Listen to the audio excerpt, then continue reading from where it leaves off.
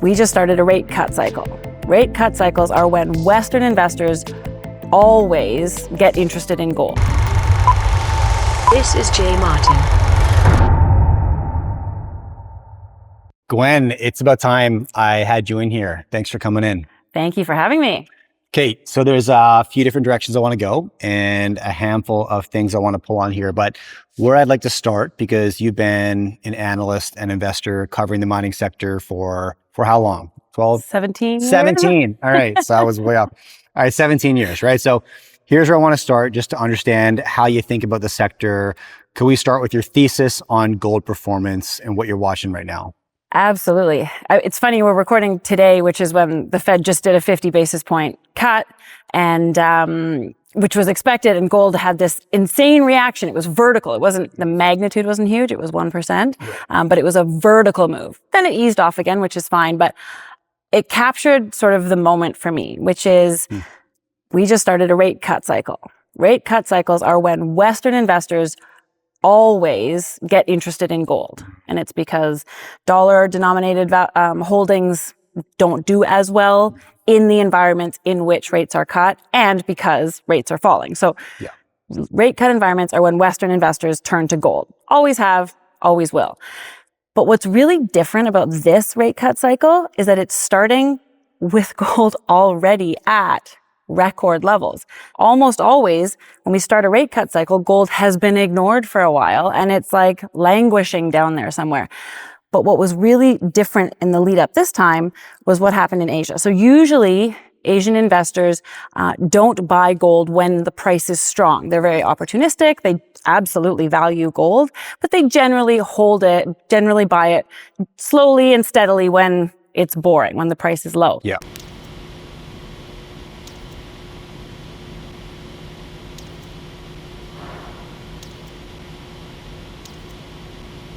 But we've had a paradigm shift in China and in the world over the last 5 years.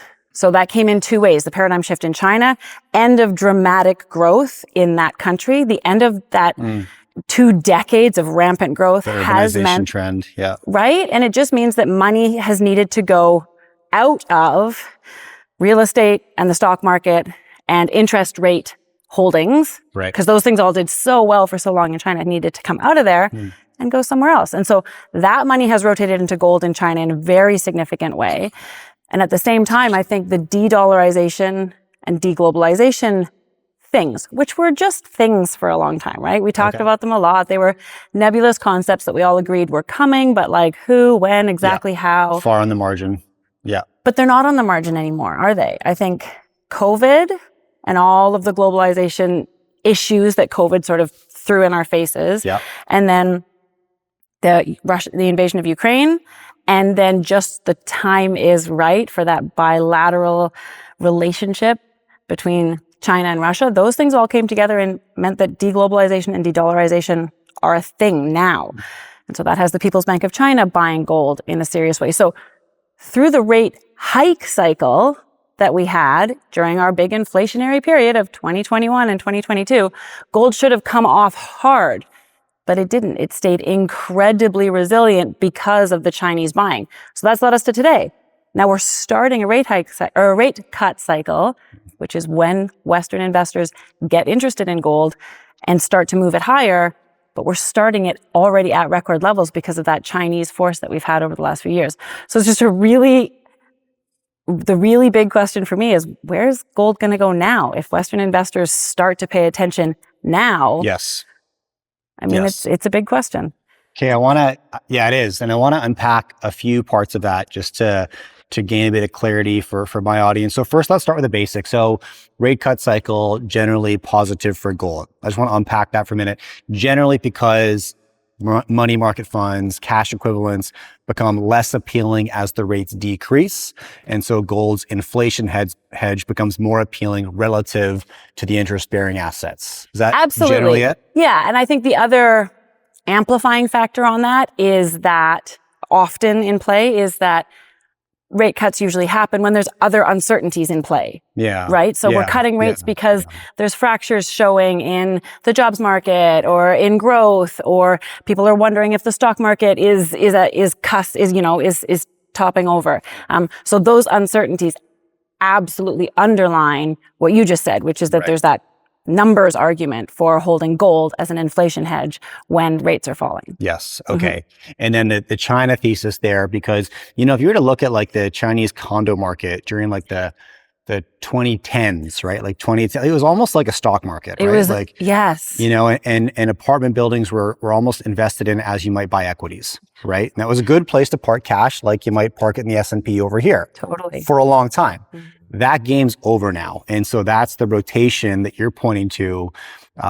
Real estate is no longer the reliable hard asset that it was in the mainland Chinese economy. And so looking for something else, the stock market's kind of in the gutter. And so you look for other hard assets that have evidence of longevity. Absolutely. And I think one of the things that I found really interesting over the last couple months is looking, if you search like China gold beans, sounds like a weird thing to search, but search, there's a real movement among young Chinese to buy small amounts of gold because of this really growing conversation around exactly what you just said. We need a hard asset to park our money where we feel confident that it is at least safe and likely also has upside. Like you said, that's what the real estate was during that period of incredible growth in China. Yeah. And that's not there anymore. So that's a very real conversation in China right now, and money is moving because of it. And that's an emotional state and a sense of urgency that not everybody can relate to in the West, because we may not look at cash with so much uncertainty, right?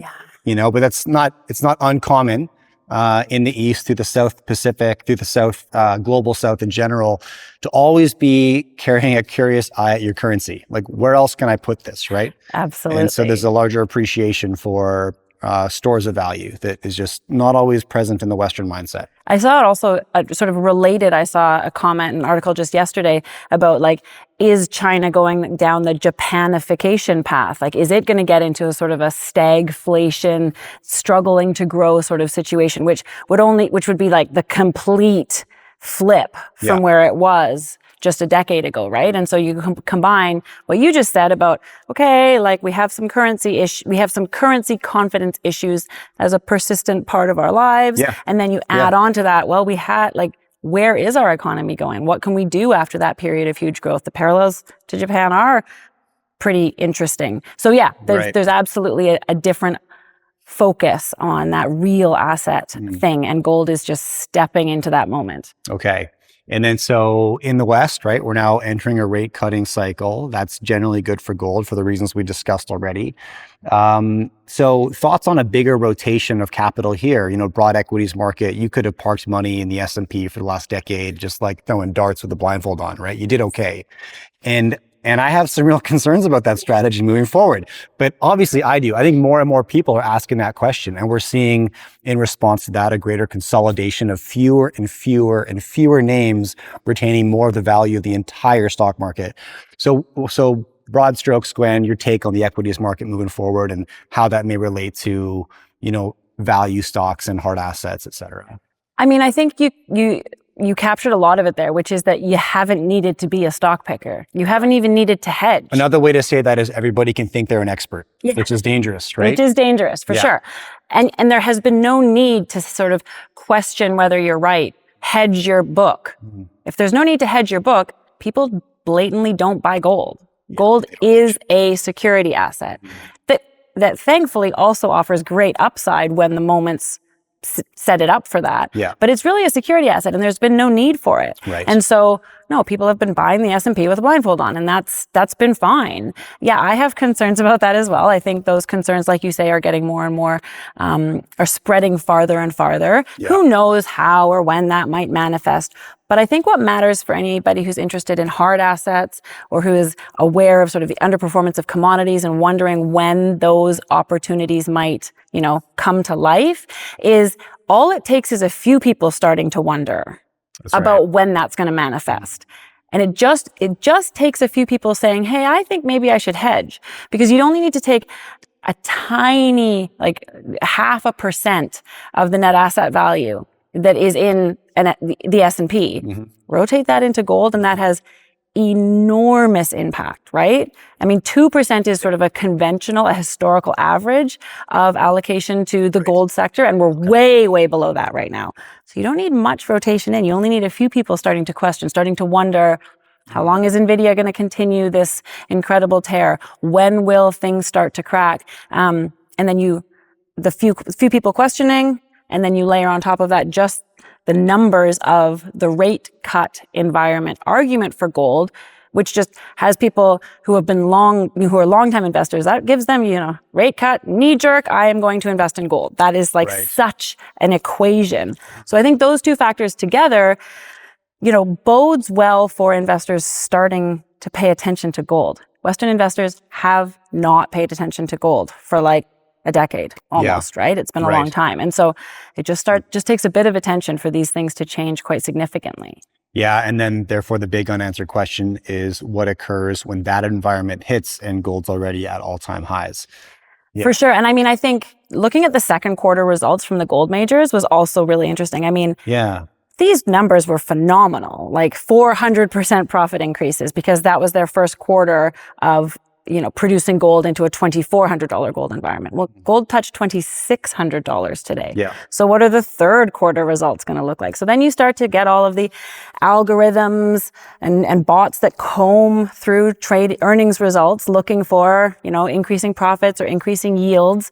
They're going to come up with gold miners increasingly as we continue in this gold price environment, right? And so we just keep sort of adding reasons for momentum to build in gold equities, momentum that's been completely gone, let's be honest. Sure, yeah. And momentum really matters. Traders, especially in the last 5 years, have really loved momentum. So I'm optimistic that there's some interesting times to come.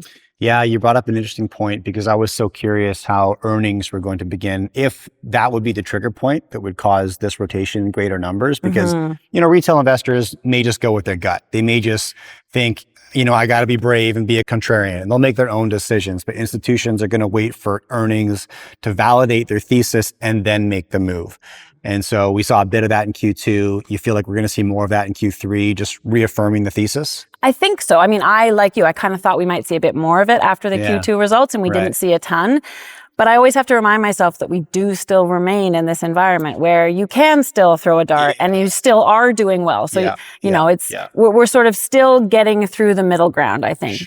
But, if we end up in 25.5 gold for the next, if that's an average price in Q3, the numbers are going to look really good when they come out at the end of Q3. So I think it is going to matter more with each quarter that we're in this sort of record-breaking gold price environment. Okay.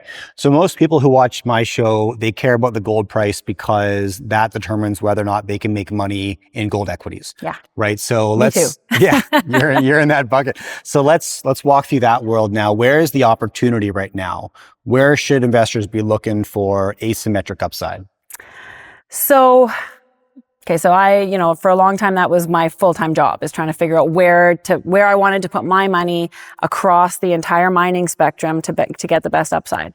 I always love exploration stories. I'm a sucker for a really good target. I've had some amazing wins on discoveries. And so if there was certainty in that game, then that would be the game to play. But there's so little certainty in that game, right? Discovery is such a risky, low odds of success environment. If you want just exposure to the price of gold with some leverage built in, then you can absolutely own the major mining stocks. I mean, Alamos, Agnico, these are like the top tier in my estimation in terms of quality, gold miners out there, and they will give you leverage to the price of gold. So the classic is like they'll give you 3 times gold's gains in a rising gold market. Yeah. So that's good. But, if gold rises 5%, that's only 15%. So that's not maybe what we're all looking for. We might be looking for more than that. In my experience, where you find that with reliability, where you find bigger upside with some confidence, some reliability, is in companies that are getting to first production, so putting their first mine into production, or are significantly increasing their production profile in a rising gold environment. Yes. So you get the rising gold market, but then within that, where people are looking, people who want a little bit more oomph, look for companies that are going to produce a whole bunch more ounces of gold next year than they did last year. Right. Especially if the capital investment is already largely done. So like you kind of know the burden that is needed to get to that production. And that's the same as any industry, right? Significant capital investment to increase output should increase value once you get that output done and proven and, your gamble paid. So that's it. It's like companies putting their first mine into production, or companies who are like going from 100,000 ounces to 300,000 ounces, companies that are significantly increasing their annual production. That's where you get the best return in a rising gold environment with a lot of confidence. There's actually, Lobo Tigre did a great analysis a couple of years ago. Everybody knows the Lassonde curve, right? Yeah. Discovery can give you lots of upside, and then there's this huge drudgery that you go through permitting and all of the engineering and then the next upside is when you go from construction decision to first gold. Yes. That he dubbed the golden runway. And I really believe... The golden runway, that's right. I really believe in the golden runway thesis. And there's not a lot of hard to find companies that are in that spot though. Absolutely. Yeah. There's hardly any companies that are actually building mines right now because it takes so long to permit and so many projects got stuck in the long bear market. They didn't advance, so they aren't there yet. So yeah, it's hard to find companies on the golden runway, but those are the ones that are going from spending money. That's what we're still doing at West Red Lake. We're still spending money to get to production. Yeah. But the reason that we want to get there is because we want to start selling gold into a $2,500, $2,600 gold environment. Because that's what we want to do, right? That's how you make money. So that's the tipping point. Interesting. I sort of feel like, to a degree, Gwen, you're explaining to me why you moved to West Red Lake Gold right now. I mean, honestly though, if you walking through like where the big opportunity is in today's gold market, like where's the upside? And you made a big shift, right? From analyst and full-time investor to now working with West Red Lake Gold, a company who is building a mine, right? So a couple threads I want to pull on there. First of all, let's make it industry. So investors who are looking for that golden runway. The golden runway. Yeah. Did Lobo, is that his? That's his. Well, he actually calls it the pre-production sweet spot. That's what I've heard. Okay. Yeah. And others have called it the golden runway. Golden runway is way better. So okay, let's go. Pre-production sweet spot has it's so long. Still though, nothing's guaranteed in this business. And there's lots of companies that I put, and we know this, they're the almost great companies. They hit the golden runway, but they didn't cross the finish line, right? It's never risk-free. So help investors, first of all, identify, can we do that today and say, how many companies typically do you find in the golden runway? I can think of maybe like 3 off the top of my head, but they're not easy to find. And then within that, there's still lots of risk involved.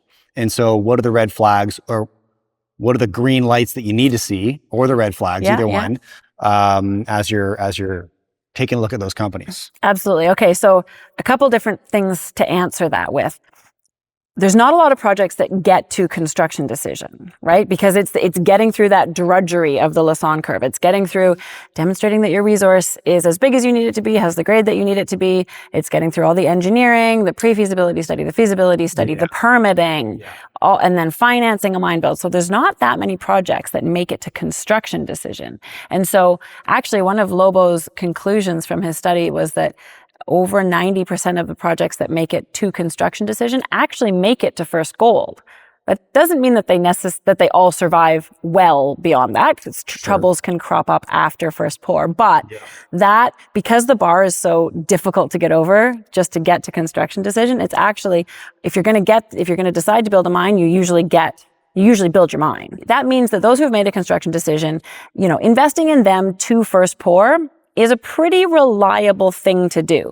Now, if you want to hold that company past first pour, that's, I think, where you really need to pay attention to what you would call the red flags, or look for the green lights. Okay. And building a mine is just so incredibly complicated. There are so many things that all have to happen. They all have to be happening at the same time. They all have to contribute with accuracy and timeliness to a machine that you're building that you need to turn on a particular day. Yes. And so that orchestrating that build requires experience. So, I mean, I think the first thing that you have to look for is that the people who are orchestrating the build, so the president, CEO, the COO, if there is one, the VP of technical services, the people who are running, making the decisions and making sure that all the things that need to be happening are happening, they need to have built mines before, a bunch of them. Right, a bunch. So I think that's like where you start. And again, it's always hard to assess the people. We always say you got to start with the people. It can be hard to assess the people because it's not like in most people's bios, they list the things that didn't go well, right? Of course. So it's hard to assess the people, but you have to try. You have to look and see if there's successful mine builds in the exec team's backstory. And then if you have the knowledge to dive into some of the mine engineering and geology details, then there's certain things that you really need to look for as the mine build goes on. So I'll use West Red Lake because we're an underground mine. These things are obviously very varied depending on the kind of mine you're building. We're an underground mine that's going to be a fairly narrow, high-grade veins. So we need to have, there's things that are needed for that kind of mine to work. Your mill has to be the right size for the number of tons that you're going to pull out of the ground. You can only pull a certain number of tons out of the ground if you have enough stopes, which are the places where you're actually mining. Those all need to be not only identified as resources, but engineered and development done to them so that they are available to mine when you need to mine them. Yes. So that can be summarized in something called a stope book. So like if you have the knowledge to assess whether a company has a good enough stope book, then that can help. I use that as an example. Obviously, most investors out there don't have the knowledge or the time, the ability to be able to ask that question. And so you have to find somebody who's on your side who can help you figure that out. I think that's one of the key things. So like someone like yourself, there's other newsletter writers out there, I think, who do a good job of sort of helping get access to even not knowing which questions to ask and then the answers to those questions and whether they're good enough. Because there's just so many pieces. And if one of them falls down, then the whole thing can fall down. We've unfortunately had a lot of build cost overrun blowouts or mine failures in Canada in the last 10 years. We've had a lot of them. And so identifying those ahead of time required some pretty detailed knowledge of mining. So if it was easy to avoid the risks, then there wouldn't have been so many mistakes. And just on that one point you made about the stopes being developed, your stope book, proving that you had enough activity to actually fill your mill, the downside to not completing that step completely would be that you actually have to pause production and go back to development, which is something we've seen occur in the industry a few times. And shareholders obviously hate that because they had an expectation of continued and ideally increased production. And it's not, I wouldn't say it's common, but it's not uncommon that a company misses that step and misjudges how many stopes they need to actually keep the mill running. And they have to pause production, say, sorry, false start, and go back a step. Nobody wants to go back a step to development. Absolutely. Nobody wants to go back a step. Your debt providers who gave you the money to do the mine build are expecting you to do repayment. And so they definitely don't want you to pause milling and production to go back a step. But you also can't scramble. A good way for a mine to go under is for your underground team to be scrambling to produce, to pull tons to your mill. Because then those tons are likely not the tons that you actually want to be milling. They're probably lower grade, or they're not in as good an area, or whatever it is. And in a worst case scenario, safety becomes at risk, things like that, because you're scrambling to pull the tons out from underground. So you really need to, and it's a really easy mistake to make from what I've learned in talking to a lot of mine engineers over the years. So it's really easy to assume you're going to be able to develop access to more areas faster than you are going to be able to develop access to those areas. It's you got to be really conservative. We're going through this process in the office a lot. We're talking a lot about how conservative should we be on our estimates, because we do not want to end up in those positions where we can't get enough tons out of the ground, or we've overestimated the grade, or any of those disappointments that are risky for sure on all the levels. We don't want to be there. So we would prefer to be quite conservative. Maybe we're going to underpromise on what we're going to produce. And then we can maybe over deliver on that, hopefully, if all of our preparation pays off. But that's our approach. But it's not that common an approach. And I think one reason that it's been possible for us to have that approach is that we have access to capital. And so I think one of the conversations that's happening a lot in the mining space is like whether you have a sponsor, whether you are connected to a network that means that your company can access money. Yeah. There's a lot of companies out there that have a lot of trouble accessing money right now. We've been able to raise $100 million in the last year. And so we've been able to do all the work and do all the things that are needed and still have a somewhat conservative approach. If you are struggling to access capital, it's very tempting to try and either go faster or promise more or make more rose-colored glass assumptions because you're stuck needing to do that because you got to have the money to do the thing. So having access to capital, having expertise, and giving yourself enough time to do the work and do it properly, those are three really essential things in mine building, and they're unfortunately three things that are sadly lacking in quite a few mine builds. Obviously not all of them, but in quite a few mine builds, it's a failure on one of those three fronts. And cherry picking the opportunities that you're really going to chase, right? I mean, let's be honest, West Red Lake picked up an asset that had how much invested in it prior to you? I mean, in just the 7 years prior to us, it was $350 million. $350 million invested into the Madson Mine project in the 7 years before you acquired it. And just for anybody who isn't up to speed on that transaction, walk me through the high level, what you did there. Absolutely, yeah. So just before we bought the Madson Mine from Sprott Resource Lending. And they were the group that had loaned money to the previous owner of the Madson Mine, which was Pure Gold. They'd loaned them $150 million so that Pure Gold could turn Madsen back into an operating mine. Madsen was a great operating mine from like 1938 to 1972, 2 million ounces pulled out of the ground from rock that averaged 9 grams per ton. So great historical mine. Shut down because of low gold prices in the 70s. Normal, it got really deep. Dewatering was expensive. That's all fine. Pure Gold came in, saw an opportunity to, bring new life to this historic gold asset. And they did some very good work. They did a lot of drilling. They defined a 1.7 million indicated ounce resource, averaging 7.4 grams per ton gold. So a great resource. They did a good amount of underground development. So there's access to that. They obviously permitted the restart of the mine, including a tailings management facility. They built a mill, and the mill, to their credit, worked really well. So they did some very good work. They also made a few mistakes along the way. And I think the fundamental ones were really, they just didn't do enough definition drilling. Okay. This is back to our earlier point. Exactly. Yes. 100%. So this is really narrow, high grade gold.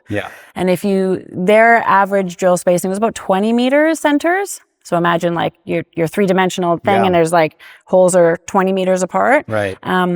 Seems maybe like a good amount, but we're tightening it up to 6 meter centers. So think about the intensity of drilling that's adding, right? And that's because the resource that they defined indicated level of confidence. So it's not like it was an inferred resource. They built a mine on it. But imagine it like it defined an envelope and the gold exists in that envelope. But the gold isn't continuously spread evenly through that envelope. If you just mine that whole envelope, you're mining unmineralized rock alongside the lenses that actually hold the gold. And so you end up diluting yourself. You end up diluting your gold with the unmineralized stuff that's also in that sort of package, that block. If you have the money and the time and the expertise to do all the definition drilling, you can define the lenses of mineralization, and then you can mine those and identify waste and not mine the waste, or at least not process the waste, right? And so that was a big misstep for them. They didn't do quite enough definition drilling. And between that and some mining methods that didn't work out very well for them, they were delivering material to the mill that averaged like 3.5 grams per ton when they expected like 8.5 grams per ton. That's not going to work, right? And then there were other things. There were capital projects. Again, access to money and time. This is one of the things that I keep coming back to. There are some capital projects that we are doing because we can see that they will create a more efficient mine. The previous operator didn't do those because they didn't have the time and money to do those capital projects. And so their less efficient mine had higher costs, right? And so you take lower grade to the mill, less gold coming to the mill than you expected, and higher costs to still churn through those tons. And that's what meant that after only 14 months of commercial operations, Pure Gold unfortunately had to shutter the mine. And then it went to Sprott because they had security over the effectively asset. receivership. Exactly. Yeah. And so then we bought it from Sprott. And Pure Gold had put $350 million into the asset. We bought it from Sprott for a deal that the total consideration was about $40 million, of which only 6.5 was cash. And then there was shares, and then there was a 1% NSR royalty on the asset. So That's right. it was a phenomenal deal. Yeah, sure. That's a crazy deal. It's a crazy deal. Yeah, I think one of your shareholders, Frank Juster, said it's the best deal he's ever seen in his career. And Frank has done a lot of impressive deals, right? So that statement holds water for me. So 6.5 million cash, 40 million all in. You get the mill with still the new mill smell. Yeah, it's brand new, brand right? new mill. Yeah, and you can go ahead and do some increased definitive drilling, get better clarity on exactly how to approach this, and put the Madson Mine back in production properly. And the timeline that we're looking at, Gwen, remind me? Yeah, so we bought this thing in June of 2023. That's when the deal closed. And our goal is to go from like purchase to production in 2 years, right? Yeah. We're saying second half of 2025, but like I'm saying 2 years because that sounds better than like 25 months. Sure. Yeah. So we want to have this thing producing gold in the second half of next year. And that's sneaking up, right? Yeah, it is. And so we've done... that's why we're so busy. We already have 120 people employed at the mine site. We have 2 underground development crews going all the time. We have 3 drill rigs turning. We have a tailings dam lift. We have this 1.2 kilometer tunnel being driven to connect the 2 sides of the mine. We have a propane system being installed. We have a mine dry being built. There's so much going on at site because we're pushing to turn this thing on in not very long. We just kicked off a test mining program. When you talk about, one of the things we talk about is risk mitigation is mining. Mining is managing the risks. Yes. That are absolutely part of the fact that you're trying to turn an estimate that you have of mineralization that you can't actually see because it's underground into money. There's a lot of risk in that. And so the best mining is about managing the risks that are within that process. And so test mining is one of the big things that we're doing. We just kicked it off. There's a lot of underground development. We know where our resources are. We have a whole process to go from the indicated resource that is, came from that 20-meter spacing drilling through to we have a 4-step process to increase drilling, increase confidence, do a computer automated update on that resource, do manual adjustments on that new version of the model, including geology, and then come out with a stope book and then develop we have this big process for how you can get from that resource through to what are the areas that we're actually going to mine. Now we're going in and mining some of those areas so that we can pull out those tons out. And when we start up the mill, we can batch process those bulk samples and do some reconciliation calculations. Okay. So that we can demonstrate that our process was worth doing. That the definition drilling did a good job of defining what the grade actually is of the tons that we're actually going to mine, and that we'll be able to pull the ounces out that we say we're going to pull out. So that process just got kicked off. We're doing if you want to call it that, we're doing a lot of risk mitigation. All the things that we're doing are managing the risks. They're also obviously pushing this project towards production, but those things are kind of one and the same. Yeah, totally. Okay, and since we're on it, what do the production forecasts look like at this point? Oh, I'd love to talk about production forecasts, but one of the things about pushing a project to production so quickly is that we don't officially have a 43-101 compliant mine plan yet. We internally have one for sure, but we don't have that official document yet. It looks like we're going to be able to publish that document in the next 2 months. We're pushing hard. Yeah. Okay. Once that thing comes out, we will have out for everyone to look at. We expect 800 tons per day. That's the size of the mill. That's easy to estimate. Yeah. And so then we'll be able to talk about ounces and cost and all of that. I will say that we don't expect it to be that different from the scale of the previous operator. Yeah. The 60,000 ounce per year production, that's a reasonable thing to expect. And also in that pre-feasibility study that will come out, I think it's important to note that we raised $100 million in the last year, and we've been spending it So there isn't going to be a big capital cost yet to spend in that pre-feasibility study. We've already done it. Yeah. We're not doing these things sequentially. We're doing them side by side, right? Yeah. And so the capital cost in that study is going to be pretty small. So that should suggest a nice return because we just sort of already did the spending. All right. Well, I will wait 2 months and then we'll have that conversation. Thank you. I appreciate it. Gwen. All right. Very interesting. Now, a question I want to ask you is, you could look at West Red Lake Gold and think Madsen because it's the asset, right? But it's new management on top of that asset. And I imagine the vision is different than the previous operator and probably bigger than Madsen. So I want to talk about M&A in the industry in general, but let's start with you. What are you guys talking about? What can you share with me today? So, I mean, West Red Lake came to be because Frank Justra has incredible timing, right? In terms of timing gold markets. He has good vision on when these things are going to cycle. And a couple of years ago, he was like, you know what, this is happening again. And so he paired up with Shane Williams, who's our president and CEO, who is a really accomplished mine builder and operator. Yeah. And they decided that they wanted to work together to build another mid-tier Canadian gold mining company. Another mid-tier Canadian gold mining company. So we're looking at like 500,000 ounces per year is the target there. That is the goal. Sort of the 5 to 7 year goal is to get to the, 400, 500,000 ounces per year production profile. Yeah. And so, that's an aggressive statement for sure. But we got to have vision, right? And so, and it's more than just a statement on our wall or an arm wavy vision.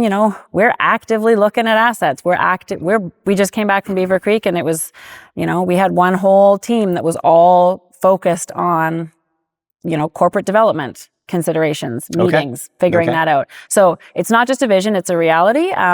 We'll see what happens, but we're really interested. And it's because of that golden runway, right? It's one thing to put Madsen back into production. Madsen's absolutely our test case. Okay. We want to get out there and say, we are the team that can do it. We have the things that I keep saying that are needed. We have the expertise, we have the access to capital, and we are willing to take the time to do it right, to do the work. Mm-hmm. Think of it as a fix-it team. We want to go out there and apply that set of sadly sort of rare skills to whatever other assets out there give us that same kind of opportunity. What else can we get into production fairly quickly so that we can give our investors another ride on the golden runway? Yeah. So we can go from 60,000 ounces per year to 150 and then to 400. How can we do that? Because like we started with, that's the best way to give investors returns in the gold space. And that's why we're here. We're here to give investors returns in the gold space and do it responsibly and as good neighbors and along the way. Yeah. Okay. So shopping right now to apply the blueprint, prove the blueprint works on Madsen, take the blueprint to other late stage developments, near term production in some trouble, whatever. But that's kind of the stage that we're looking at. That's the concept. Yeah, for sure. And we're open to other concepts as well, but that's the one that we really like. Yeah, for sure. Thoughts on general M&A in the sector? We're in an environment where you could say that's going to heat up, but what's your take? Yeah, I think it is going to heat up. Consolidation is a big conversation right now. It has been for a while. Why is that? Let me just pull on that one. Yeah, I feel like it has been for a while, and it's an interesting conversation because from one side, you can say there's too many companies. And when you look at the exploration side of things, it's sort of easy to use numbers to suggest there's too many companies out there. But at the same time, try being a junior exploration company and having more than one project that you're trying to fund and progress. It is incredibly difficult. So I've been in the space long enough that I've seen the consolidation argument sort of ebb and flow. I do believe that on the single asset and mid-tier side of things, there probably is room for consolidation because the G&A costs are significant, just the listing costs and the legal and whatnot. So there probably is argument there for some consolidation. And Frank is one of the first who will say that scale matters. And that goes back to almost the beginning of our conversation where we were talking about what makes generalist investors interested in gold? Well, when they become interested in gold, what they want is gold producers of scale. That's where they want to start. The novice gold investor doesn't want to buy a $1 stock. I mean, to generalize, you know what I mean? They want to buy a stock that's a leader in the space. They want to buy a stock that has a market cap in the many billions, because that's what they're going to feel more comfortable with. And there's just hardly any gold companies that have market caps in the billions, because there hasn't been, it's partly our sector just isn't that big, and there hasn't been that much consolidation over the years. So scale matters, especially when you're trying to attract institutional money or generalist money. Scale really helps. There's absolutely an argument there. So we're on the scale side from starting small and wanting to grow aggressively. But I think in the sector, we are going to see some consolidation, because we know that as a sector, we need to attract more generalist money. And the easiest way to do that is to get big enough that you can become a player in broad index funds, and that institutions aren't worried about you as being too risky simply because you're too small. Yeah. Okay. That all makes sense to me. So if I understand the West Red Lake gold story at this point, not West Red Lake's forecast, previous operator forecasted around 60,000 ounces per year to come out of Madsen, right? We're gonna test that in a couple of months with a pre-feasibility study. And maybe let me just test something with you here. So, we have a lot of new subscribers that come on the channel. They're not from the mining sector, or maybe they come to the conference and they're not from the mining sector, and they start drowning in jargon and definitions that they don't understand. And so when we throw out something like pre-feasibility study, I just want to spend a minute to explain exactly why that matters. Almost more important, what is it? No. Why does it matter? That's a better question to ask. And so here's an analogy that I've used a couple of times. You tell me if you think I'm way off base. But as a project moves forward, initially you complete your PEA, right? Your preliminary economic assessment. And this is like you and I sitting at a table deciding we're going to build a house, right? And we come up with a blueprint for a house, how many bedrooms are in it, estimate the costs and our access to capital, decide, yes, this is or is not a viable project. And if we decide it is a viable project, then we move forward and we continue to define what that house might look like. And we get to the pre-feasibility study, where now we're bringing in the expert. We bring in the architect. He says, I actually build houses, and here's what this is really going to cost. I think it's viable, or I don't think it is. And if we get the green light from the architect, we can move forward, further definition, get to the feasibility study, where we actually bring in the contractor who's going to build it. And he says, this is exactly what things are going to cost. Here's exactly what you need, and whether or not this is feasible or not. And this is often in mining, it's like a 1,000-page document. Everything is in there, right? But is that is that relatively parallel to proving the feasibility of a mine? And how would you add on, or would you be what's your take? No, that's a great analogy. Absolutely. And I think what's really important is that you started with the PEA, which is let's sit down and on a few pieces of paper. And I don't mean to demean the PEAs that are out there. You have to start somewhere. Yeah. And when you're defining a new deposit in the ground and you have fairly widely spaced holes, but you're pretty sure you have a thing, then before you can justify spending more money on that thing, you have to be you have to show that it looks like it'll make sense. Yes. At a very basic level, it looks like it'll make sense to pull this out of the ground. Okay. Well, then we can raise some more money and we can define the thing better and take it to the architect stage. So for sure, that is absolutely a great analogy.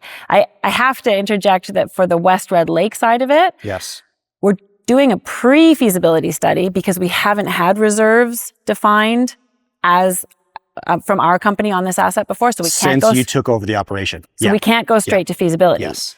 But we have a lot of real costs that are in our study.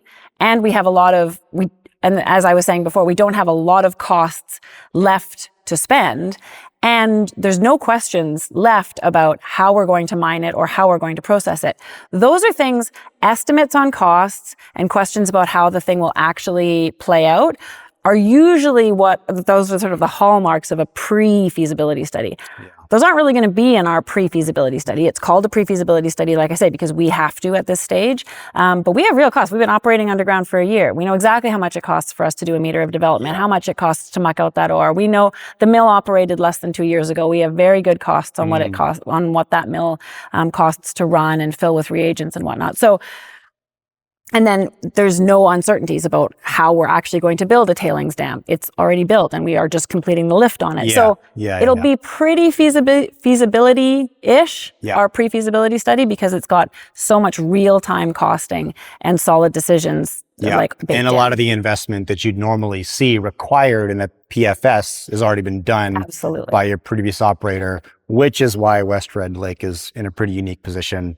And that's why you guys struck, right? Getting back to like really cherry pick your opportunities. I mean, that's what your team saw. That's what Frank Juster saw and the whole camp there. Yeah, for sure. Yeah. And Shane Williams, the mine builder, which is actually his Twitter handle @minebuilder. So it's so appropriate, right? Walks the walk. It's so appropriate. He doesn't just walk the walk. I mean, any time of day, he texts me at all times of the day, and he's always thinking about mining. It's just unbelievable. He really is the mine builder. Yeah. It's phenomenal.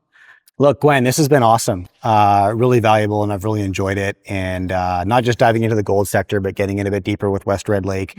And I feel like there's a part 2 coming in 2 to 3 months, and we can go into a bit more detail. But thanks so much for coming on today. Oh, thanks so much for having me. This was a great conversation.